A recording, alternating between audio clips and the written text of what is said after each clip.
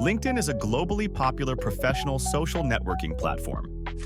It helps users expand their professional connections, find job opportunities, showcase skills, access industry insights, recruit ideal candidates, and promote company brands. However, many users don't understand why their accounts are flagged by LinkedIn's risk control system and get suspended. Today, I'll be answering two key questions in detail. Why does LinkedIn trigger risk control? And how can you avoid getting your account banned? Why does LinkedIn trigger risk control? Violation of LinkedIn's user policies, including posting spam, abusing advertisements, or infringing on others' privacy. Even if unintentional, such behaviors in account management can trigger LinkedIn's risk control using an unclean IP address. Your IP address is like your ID on the internet. If the IP you're using isn't clean, LinkedIn may determine your account is acting abnormally or is under attack, leading to account suspension. Account security issues. For example, weak passwords or using the same password for multiple accounts can also be flagged as risky behavior. How to avoid getting your account banned? First, familiarize yourself with LinkedIn's user policies to avoid accidental violations. Second, use a proper and stable IP address, and avoid frequent IP switching for your accounts. If you have multiple LinkedIn accounts, make sure not to use the same password for all of them, even though that might save you time and effort.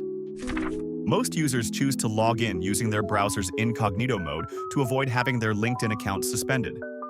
However, when accessing the website, your IP address, browser kernel version, system language, and other fingerprint information remain unchanged.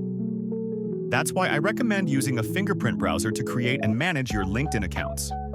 MoreLogin Fingerprint Browser allows you to customize fingerprint parameters, generating different browser fingerprints so that each profile is completely isolated. At the same time, it leverages advanced security technologies to protect user data and offers convenient multi-account management features. After logging into a LinkedIn account for the first time, you won't need to re-enter your credentials.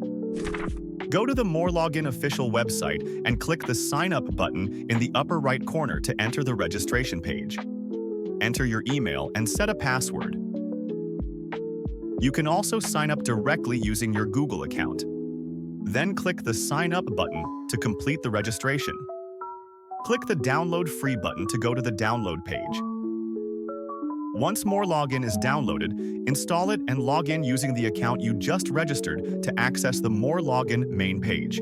On the main page, you can check the number of profiles allowed to be created in the bottom left corner. By registering a MoreLogin account through my link, you can create up to 150 profiles for free within 15 days. Click the Billing option, then click the Change Package button to view the pricing of different plans. Like 150 profiles, 60 days needs $76. Next, click the New Profile option and select Advanced Create under Browser Profile.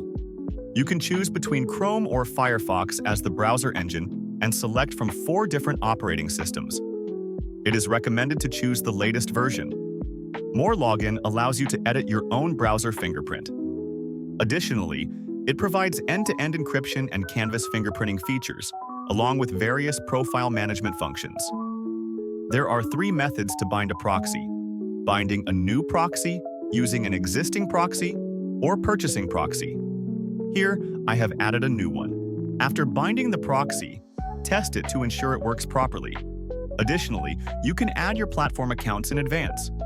Simply copy and paste cookies to migrate data from other fingerprint browsers to MoreLogin.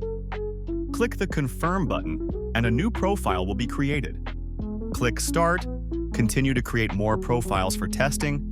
Here we can notice that each profile has its unique and different network identity information, like IP, browser, and platform.